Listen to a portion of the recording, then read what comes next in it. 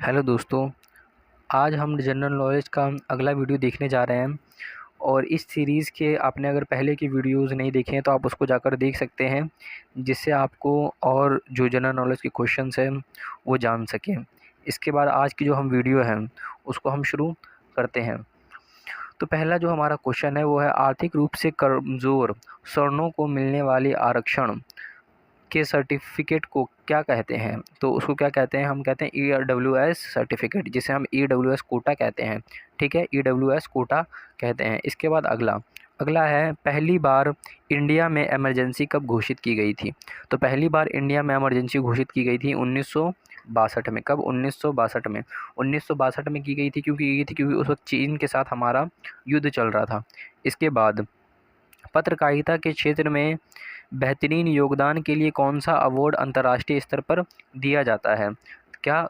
पत्रकारिता, यानी कि जो पत्रकारिता के क्षेत्र में अंतर्राष्ट्रीय अवार्ड कौन सा दिया जाता है उसके बारे में, तो वो कौन सा है? वो है पुलिज़र पुरस्कार। कौन सा है? पुलिज़र पुरस्कार। इसके बाद अगला अगला क्या है? अगला है 1938 में भारतीय राष्ट्रीय कांग्रेस के अनुरोध पर राष्ट्रीय योजना समिति बनाई गई, जिसके अध्यक्ष उसके अध्यक्ष कौन थे? तो उसके अध्यक्ष थे हमारे जवाहरलाल नेहरू। कौन थे? जवाहरलाल नेहरू थे उसके अध्यक्ष। इसके बाद भारतीय मुसलमानों के लिए पृथक राज्य हेतु पाकिस्तान शब्द का सर्वप्रथम प्रयोग किसने किया? मतलब कि पाकिस्तान का सबसे पहला जो शब्द है इसका इस्तेमाल किसने किया? वो किया चौधरी रहमत अली। किसने किया? चौधरी रहमत अली। इसके बाद मोहम्मद अली जिन्ना को हिंदू मुस्लिम एकता का दूत किसने कहा था? तो उसको कहा था सरोजनी नायडू ने। किसने कहा था? सरोजनी नायडू ने कहा था। इसके बाद भारत छोड़ो आंदोलन का प्रारंभ कब हुआ? तो 9 अगस्त 1942 में। कब? 9 अगस्त 1942 में भारत छोड़ो आंदोलन जो है इसका शुरुआत हुई थी। इसके बाद भारत छोड़ो आंदोलन का प्रस्ताव आलेख किसने बनाया? तो महात्मा गांधी ने इसका जो पूरा प्रारूप है उसको तैयार किया था, किस तरीके से कैसे कहाँ कहाँ क्या होगा। इसके बाद महात्मा गांधी को अर्ध नग्न फ़कीर किसने कहा था? यानी कि महात्मा गांधी को अर्ध नग्न फ़कीर किसने कहा था? वो चर्चिल ने कहा था। चर्चिल जो कि कहाँ है उस वक्त ब्रिटेन जो था उसका प्रधानमंत्री था। इसके बाद कैबिनेट जो मिशन है वो भारत कब आया? वो कब आया? 1946 में कैबिनेट मिशन भारत आया। कब? 1946 में कैबिनेट मिशन कहाँ आया? भारत आया। 1946 में गठित अंतरिम सरकार की कैबिनेट की अध्यक्षता किसने की थी? तो किसने की थी? जवाहरलाल नेहरू ने की थी। किसने की थी? जवाहरलाल नेहरू ने की थी। इसके बाद अगला अगला जो क्वेश्चन है वो है हमारा, 1947 में बनी अंतरिम सरकार में राजेंद्र प्रसाद के पास कौन सा विभाग था? तो खाद्य एवं कृषि विभाग था। कौन सा? खाद्य एवं कृषि विभाग किसके पास? राजेंद्र प्रसाद के पास। ठीक है। इसके बाद भारत एवं पाकिस्तान के बीच सीमांकन किसने किया? तो किसने किया? सर रेडक्लिफ ने किया। किसने? Sir Radcliffe. ठीक है, किसने किया? सर रेडक्लिफ ने किया। इसके बाद बैंक राष्ट्रीयकरण दिवस कब मनाया जाता है? तो बैंक राष्ट्रीय जो करण दिवस है वो मनाया जाता है 19 जुलाई को। कब? 19 जुलाई को। 19 जुलाई को बैंक राष्ट्रीयकरण।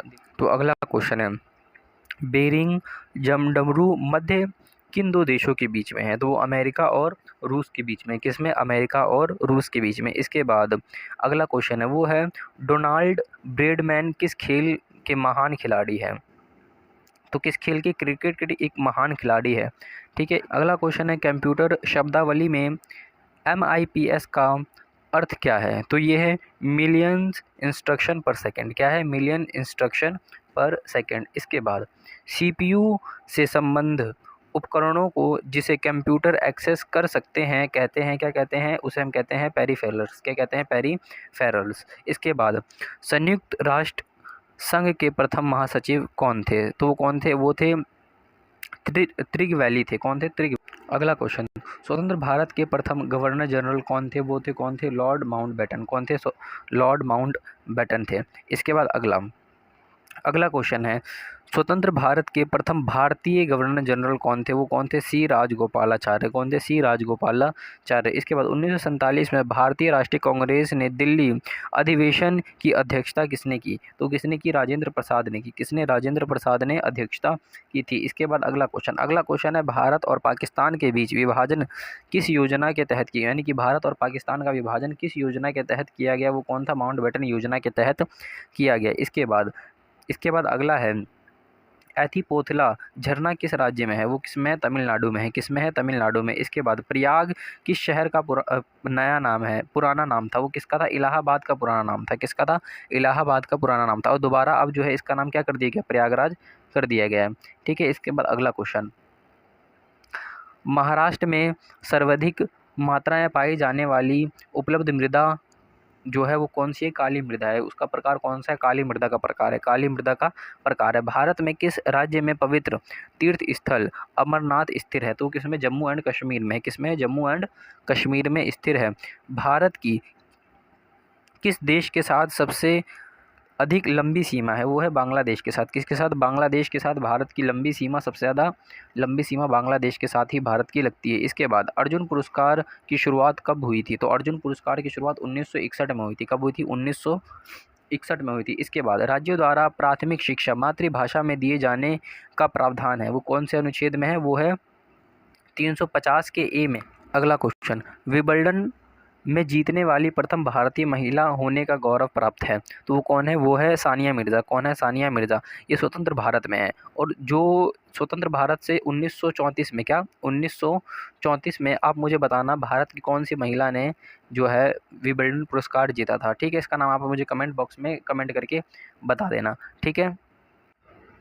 अगला क्वेश्चन है, वो है भारत की प्रथम नदी घाटी परियोजना कौन सी है? वो है दामोदर घाटी परियोजना। कौन सी? दामोदर घाटी परियोजना। इसके बाद विश्व की सबसे लंबी नदी कौन सी है? वो नील नदी है। विश्व की सबसे लंबी नदी नील नदी है। इसके बाद अशोक ने किस धर्म को अपनाया था? अशोक ने किस धर्म को अपनाया था? बौद्ध धर्म को अशोक ने अपनाया था। इसके बाद है थामी गोली कांड कब हुआ था? थामी गोली कांड कब हुआ था? ये हुआ था 16 जुलाई 1939 में। कब? 16 जुलाई 1939। इस कांड में क्या हुआ था? इस कांड में जो हिमाचल का एक राज्य है, ठीक है, वहाँ पर क्या था, वहाँ के जो राजा थे ना, उन्होंने अपनी प्रजा को जो थी उन गोली चलाने का आदेश दे दिया था। ठीक है ना, यानी कि जो अपनी प्रजा के लोगों पर ही गोली चलाने का आदेश दे दिया था। इसके बाद भारत का संविधान कब लागू हुआ? तो भारत का संविधान कब लागू हुआ? भारत का संविधान लागू हुआ 26 जनवरी 1950 में। इसके बाद अगला क्वेश्चन, भारत की संविधान का संरक्षण कौन है? तो भारत का संविधान का संरक्षण है उच्च न्यायालय। कौन है? उच्चतम न्यायालय। उच्चतम न्यायालय मतलब सर्वोच्च न्यायालय। कौन है? सर्वोच्च न्यायालय, सुप्रीम कोर्ट। इसके बाद अगला, राष्ट्रीय महिला आयोग अधिनियम किस वर्ष संसद द्वारा पारित किया गया? वो था 1990 में। कब? 1990 में पारित किया गया।